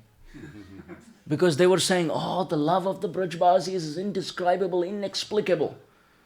Krishna fainted. He said, now how to wake him up? There's only one way. Only one way. We have to recreate Vrindavan here. So Vishwakarma was called. Brahma came with Vishwakarma. The architect who made Dwarka was now called. And he was asked to make a Vrindavan in Dwarka. And he made it, and they called it Nava Vrindavan or New Vrindavan. This is the history where Prabhupada gets his name from. New Vrindavan in West Virginia. Because America is like the opulent Dwarka. And that is like a Vrindavan in the Dwarka. Therefore, Prabhupada named him New Vrindavan. So they made a Vrindavan in Dwarka. And there they established life-size deities of Nanda and Yashoda and Radharani and Chandravali and all the cows and calves and trees and Govardhan and Yamuna. And what did they do? They took Krishna there. And Vishwakarma changed Krishna's attire. He put a peacock feather. He tied a waistcloth with a yellow dhoti. He gave him a flute and all the different wonderful forest flower garlands and gunja berry earrings. And Krishna was sleeping there. And suddenly Vishwakarma started crying out, Krishna! Krishna! Radhe! Radhe! As soon as Krishna heard, he woke up. And as he woke up, he looked around. He was in Vrindavan. He looked around. He started running to the trees. He started running to all these deities. And he started loudly talking to Vrindavan. Oh, Braja, I am so happy that I am here. I had a very bad, pathetic dream. I had a dream that I was a king somewhere. And I had married all these queens. And there, I was rolling sides in my dream, remembering Vrindavan. And somehow this bad, pathetic dream hit my consciousness in a way I was feeling that I have been taken out of Vrindavan. But I'm so grateful I am back. Oh, it was a very bad dream. I'm happy I am in Vrindavan. Went to Mother Yashoda. Oh, Maya, please talk to me. She's standing as a deity. Why aren't you talking to me? Are you not talking to me because I left Vrindavan in my dream? And you didn't want me to leave you even in my dream? Is that why you're stunned and not talking to me? Baba, you at least talk to me. When Maya got angry at me, Damodar Lila, and tied me up, who came to my rescue? Oh, Baba, you came to my rescue. Now, please, you also don't keep quiet. You speak and break this ice between my mother and me. This continued. Then finally, Krishna came to all the trees and embraced the trees. Oh, I so miss sitting on your branch, outstretching my feet and playing my flute. Looks around at Govardhan. Oh, Govardhan, you still look as attractive as before. Oh, dust of Braja, you are actually my true ornament. I don't know why in this dirty dream I saw I was filled with gold and diamond and rubies and emeralds and pearls. Gee, I didn't look good in that. My true decoration is the dust of Braj. Then he came to Radharani deity. Hey Radhe, why aren't you talking to me? Are you actually mad at me because I married 16,108 queens in my dream? But I promise you it's just a dream. I am back. I woke up quickly. Oh Radhe, it's by your name that I woke up. Please forgive me. Krishna enjoys, and all the queens are hiding and looking with tears coming down their eyes. Can you imagine? They are discovering a new facet in their husband. They never knew the glories of Braja. They are just hiding and seeing this level of madness of devotion that this land can have. And at that time, Krishna looks. And he looks at Yamuna. But then he says, why is Yamuna looking like an ocean? Because Dwarka has an ocean. Why is Yamuna looking like an ocean? And wait a minute. What are those big, big palaces there? At a distance. Because Vishwakarma had just made a makeshift. It was not a long-term, temporary one. What are those big, big palaces? Hey, wait a minute. They're very similar to the ones that I saw in my dream. Oh, Vrindavan, please tell me.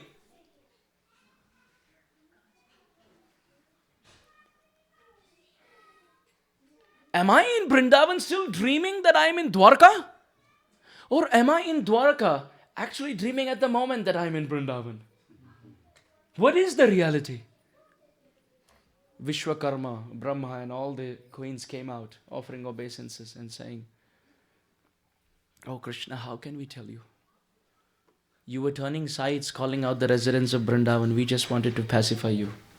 Krishna took his peacock feather and threw it down to the floor, took his flute and threw it down to the floor and said, this is true, that actually I am dreaming now. And actually I have come to a city and all that dream was the reality. And this reality is actually a dream, which means I am actually away from Vrindavan.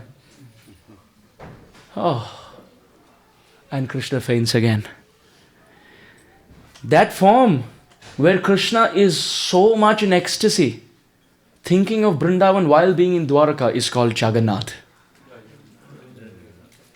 Where his eyes have become so big in happiness seeing Nava Vrindavan. Please, everyone resonate with what I'm saying. Forget that you are these bodies living in Arizona. Please come with me in Bhav. Krishna in Dwarka seeing Nava Vrindavan, seeing every tree, is putting his hands out to embrace. With his eyes wide dilated, saying, "Oh, that was just a bad dream. I'm actually in Vrindavan." With a big smile. And no legs. Why?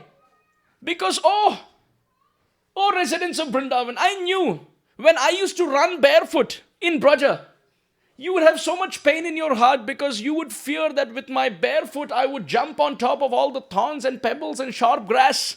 So that would hurt my feet. Therefore, look, I'm not having any feet this time. I will run in the speed of your heart's love. I'm not going to run with this feet. So Jagannath puts his hand out to embrace the residents of Nava Vrindavan with his eyes dilated, with a big smile, with no feet. That is Jagannath. And here in Vrindavan, that when Krishna is away, Radharani is frothing from the mouth. Tears, 5 streams of tears coming from her eyes. Syringe-like tears coming from her eyes. Jumping like a tall personality but falling down as a bag of bones. Rolling on the ground saying, "Krishna, Krishna!" Krishna, Krishna. Bleeding all over the body. Hitting the wall to find Krishna. Sometimes she would see Krishna in the wall and run to get Krishna. There would be a little hole and she would think, "Oh, if I jump through this hole, I can get to Mathura." And she would go to jump and hit her head and bleed. And sometimes her arms would get dislocated. Such high level pangs of love, which Krishna had never seen. But when Krishna accepted this separation bhav of Radhika and came down as Shachinandan Gaura Hare, now Gauranga Mahaprabhu expresses and experiences what Radharani felt when Krishna left Braja. Which means, when Chaitanya Mahaprabhu was dancing on the streets with tears coming down his eyes, this is what Radharani did in Braja. She was running down the streets of Braja saying, "Krishna, Krishna!" Krishna, Krishna. With tears coming down and teeth chattering, and sometimes complexion would go pale. Hair would stand on end, horripilating in goosebumps, trembling, teeth chattering, lump of emotion in the throat, and sometimes going in ecstasy, unconscious. These things Krishna had never seen, but he had heard. And therefore, when he became Gauranga, God had first-hand experience of what Radharani in Braja felt when Krishna left her. This is Gaura Lila. The continuation, part 2 of Krishna Lila. And it becomes explosive in Jagannath Puri. Why? Because Krishna in separation from Radha is Jagannath in Nava Vrindavan. And Radha in separation from Krishna is Gauranga. And in Jagannath Puri, these two Vipralamba Murtis came face to face. Therefore, this land of Jagannath Puri is called Vipralamba Kshetra, the land of separation. And Radharani Chaitanya Mahaprabhu in the bhav of Radharani would look at Jagannath and see that is Shyama Sundar stuck in Dwarka. And Jagannath from the altar would see, oh, that is what Radhika felt when she was in separation from me in Braja. And therefore, when Chaitanya Mahaprabhu would run to embrace Jagannath, explosion of bhav and he would faint. Fortunately, imagine if there was embrace between these two forms of separation. Jagannath Puri temple would explode off the roof. So therefore, Chaitanya Mahaprabhu is not some saint. He is not just another incarnation. He is not just Krishna. It is Krishna fulfilling his innermost unfulfilled desire. Krishna can get everything in this world just by his thought. But one thing he could never get was to go through the motions of what the Brajbasis went through when he was away from them. And now, here is the conclusion. Is everyone still? Yes. Here's the conclusion. When someone is very happy or is experiencing something that they have worked hard for, someone wins an Oscar, someone wins a big award, someone gets a Nobel Prize, someone becomes the president. And when they're interviewed, they speak their heart's desire. Yes? Oh, I feel so happy. I worked so hard for it. I don't deserve it. The credit goes to all of you, etc., etc. Chaitanya Mahaprabhu was interviewed. Hey Krishna, how do you feel after taking the heart of Radhika? After going through the motions of prem, love, devotion, extreme devotion in the pangs of separation, how do you feel? You know what answer Chaitanya Mahaprabhu gave? He said, Hare Krishna, Hare Krishna, Krishna Krishna, Hare Hare, Hare Rama, Hare Rama, Rama Rama, Hare Hare. People may say, oh, why are we so fanatically attached to this mantra? This is why we are fanatically attached to this mantra. We can chant any mantra given in Shastra. But this is what came from the throat, erupting from the heart of Krishna, came from the throat, erupting from the mouth. When he tasted devotion and when he was asked, what do you feel? The 32 syllables, 16 words that came from his lotus lips is called the Mahamantra. And therefore, when we are given that good fortune of chanting that mantra down the parampara of Chaitanya Mahaprabhu, that mantra has the potency to invoke the same devotion and spirit of separation in the heart of the chanter as much as Chaitanya Mahaprabhu. And that is the mantra that we are chanting.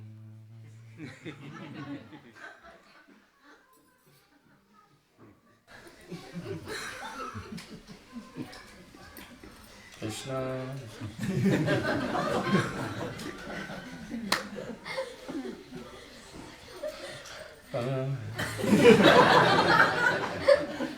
And someone will say, Prabhu, you're sleeping. No, meditation. Samadhi. Can you imagine? A diamond has been given in our hand and we are using that diamond as a door stopper. This diamond, this Harinam can create the friction of prem in our heart. But for that there must be friction. And that friction comes by the tongue and the lips constantly chanting. But we are not chanting enough. How will we get prem? Therefore, you see this garland? What is this garland made up of? What goes through the flowers? But that is not seen? Yes, see? It's not seen. Similarly, this is Hare Krishna, Krishna Krishna, Hare Hare, Hare Ram, Ram Ram, Hare Hare. That is the flower. But this separation mood of love is the string which goes through, which is not seen. But when you wear this garland, you're embraced not just by the flowers, but by the string. So similarly, if we keep chanting Hare Krishna Mahamantra, externally it seems like akshara, syllables.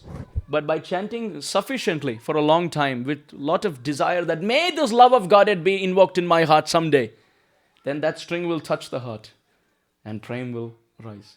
Therefore, when we say Gauranga Mahaprabhu is most merciful. Why? Because he's tasting, Krishna is tasting that mood of devotion with one hand, and with another hand, through Harinam Sankirtan, after savoring that mood, giving it to everyone in Kali who don't even have God consciousness.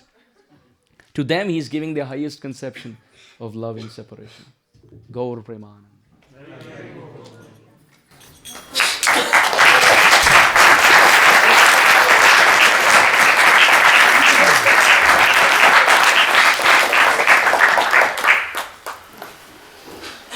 So should we have 5-minute kirtan? I mean, after this class, let's everyone chant the name of.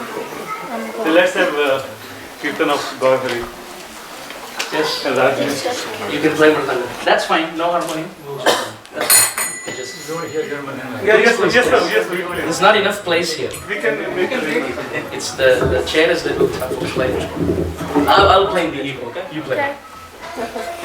Jaya Shachinandana Jaya Gaura Hari.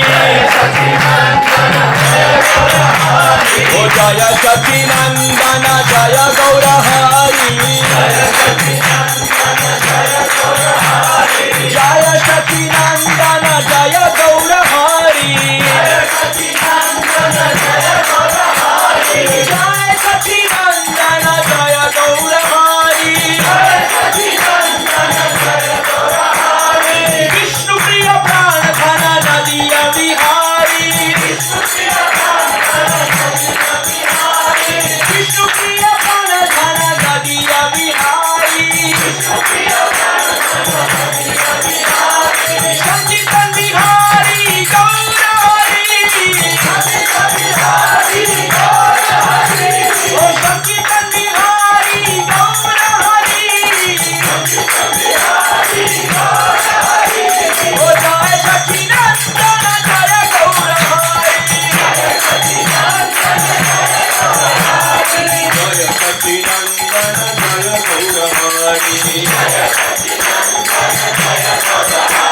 Oh Jaya Shachinandana Jaya Gaura Hari. Jaya Shachinandana Jaya Gaura Hari. Vishnu Priya Prana Dhana Nadiya Vihari. Vishnu Priya Prana Dhana Nadiya Vihari. Everyone. Jaya Jaya Shri Chaitanya Jaya Nityananda. Jaya Jaya Shri Chaitanya Jaya Nityananda. Jaya Jaya Shri Chaitanya Jaya Nityananda. Jaya Jaya Shri Chaitanya Jaya Nityananda. Jaya Jaya Shri Chaitanya Jaya Nityananda. Jaya Dvaita Chandra Jaya Gaura Bhakta Vrinda. Bhajore bhajore bhai mana ati manda.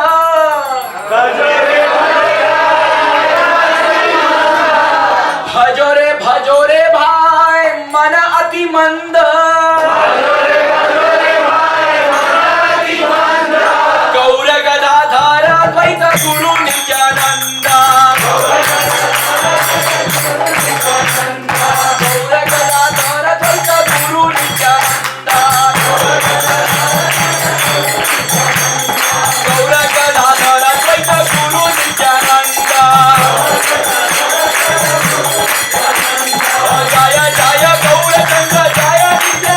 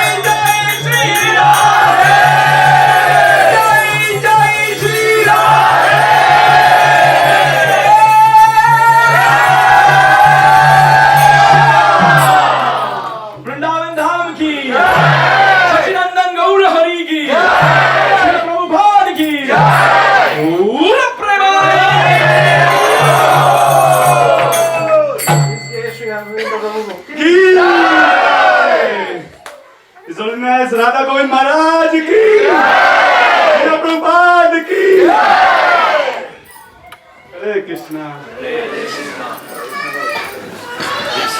I don't have any words, It's impossible to describe what all we have just experienced. And this is my humble request. Please just don't take prasad, go home and forget about this. This lecture is recorded, several recordings. God Purnima is coming. Please listen again and again. Please try to realize what we are going to celebrate in this first week of March. I think 9th is the God Purnima. And whatever we heard, meditate on. I mean, it's applicable to me also. I will also try. All of us should try to remember what Prabhuji said. Just take prasad, go home for it. It shouldn't be like that. Now, again, we have very auspicious day. Two great personalities. Where is our SriGovinda Prabhu? Please come to get Prabhu. He's busy serving Vaishnavas. His mood is serving, so he's busy serving. He's always busy in serving Vaishnavas. Now it's our turn to serve. Yeah, exactly. So as you all know, SriGovinda Prabhu, our beloved, very senior, exemplary devotee, and he's serving all of us. Because of him, now Bhakti Diksha is growing more and more under Prabhuji's guidance, and of course, Mathaji, under her shelter, love, guidance, we all are taking baby steps towards Krishna. So today is, we all are so. Where's the cake? Prabhuji, please come. We are so fortunate to have you, and Prabhuji, of course. That's his special day today. You want to say something too? I was thinking to say something about class, but I don't know what to say, Do you want to say something? Mataji. Oh, Mathaji say, okay. I didn't see you.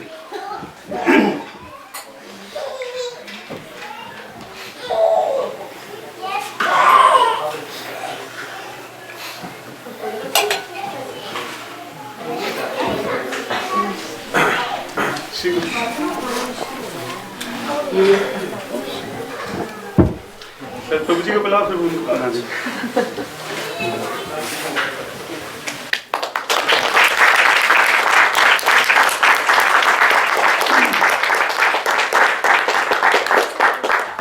Hare Krishna. Thank you for a wonderful class. Once again, thank you to our hosts, SriGovinda Prabhu and RupaVilasini Mathaji. And thank you all for attending the class. As I said last night, without you we cannot have a program. And we are appreciative of a wonderful class by Amarendra Prabhu, really nice. And as SriGovinda Prabhu said, meditate upon all the learnings and what you heard. There's a lot of sugarcoating in the messages out there, very sublime messages in all the class, throughout the class we heard today. So we'll be continuing this evening at Rupa Mataji's home. Where is Rupa Mataji? There she is. If you don't have the information, it's on our WhatsApp group as well as the Facebook page. So everybody's invited. And then tomorrow morning, still undecided, most likely program at the temple with some kirtan and some personal time with Amarendra Prabhu. And then in the evening we'll have a feast, Sunday feast lecture starting around 5:35. So please join us tomorrow. Aarti will be at 5 o'clock. And then class at 5:35. But for today, happy birthday.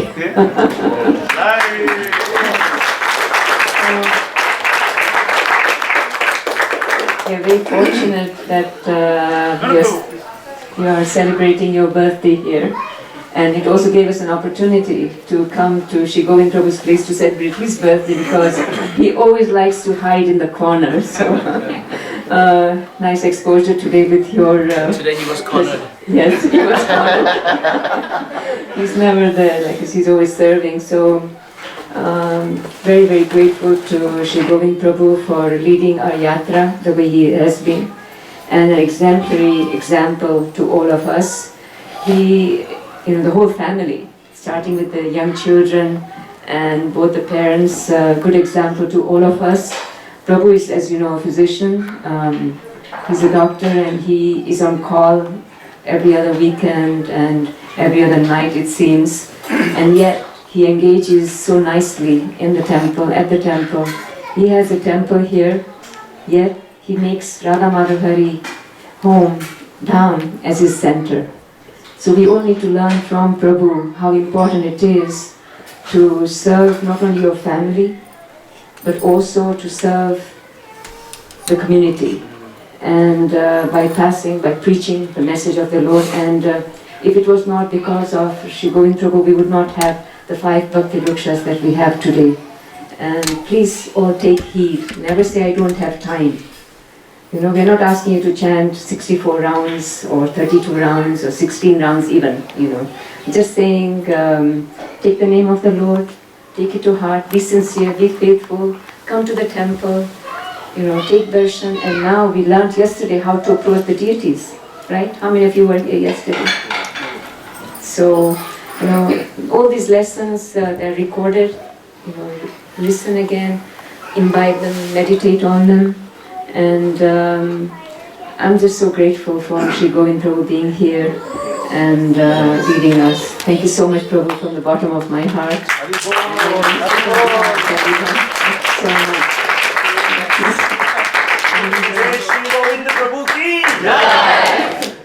Absolutely. And Prabhu, please come again and you know, take care of this young generation. We're all taking baby steps.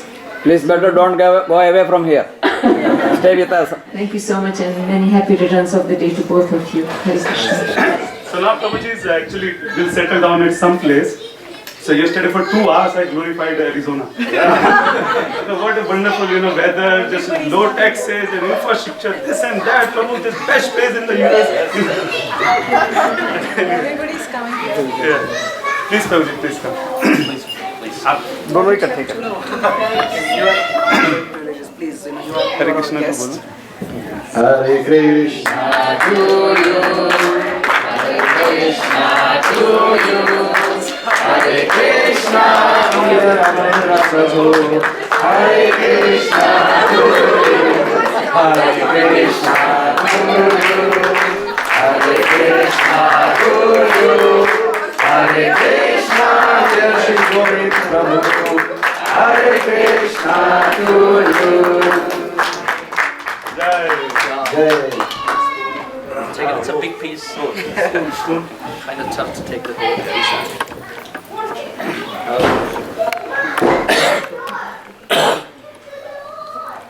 I'll take the piece on the top. first.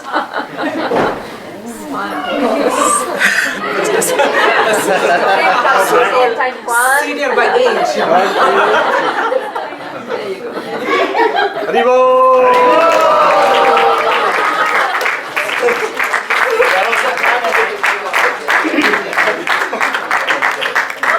I've decided that from next time we'll only have 1 cake.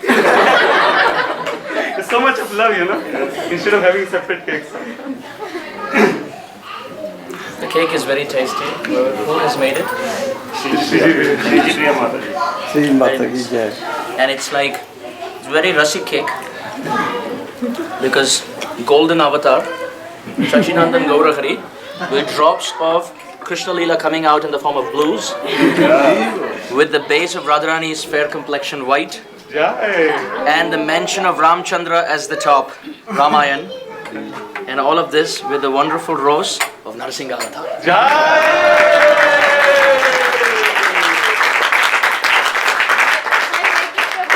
It was partially, I thought, the way you described Oh. it. Yeah, and you. Yeah, very good. Beautiful. Jai. Nityananda Prabhu also there. Nita is also there. In a blue complexion. Panchatattva, 1, 2, 3, 4, 5. With Tulsi. The Tulsi is also there. Aditi clap. Very tasty. So all avatars are there. Prasad and prayers. Mahaprasade Govinde. Mahaprasade Govinde. Namo Brahmani Vaishnave. Namo Brahmani Vaishnave. Swapappunyavatam Rajan. Shalpa Punyavatam Rajan. Vishwashunya Vijayate. Vishwashunya Jayate. शरीरा विद्याजा जोदेन्द्रिया का जीवा पेरे विश्व सागरे तारा मध्य जीवाहति लोगो माया सुधरमति ताके दिन संसारे कृष्णा बारा दयामान तारी बारा जीवा जाए निलो भाई नामृत पाओ राधा कृष्ण गुण गाओ प्रेमिका की चैतन्य ने गाए माय जय निताय जय श्री कृष्ण चैतन्य प्रभु नित्यानंद श्री अद्वैत गदाधरा शिवा सारी गौर भक्त वृंदा हरे कृष्णा कृष्णा कृष्णा हरे हरे हरे रामा रामा हरे हरे भगवत महाप्रसादम की गौतमानंदे अमरेंद्र प्रभु की प्रभुपाद की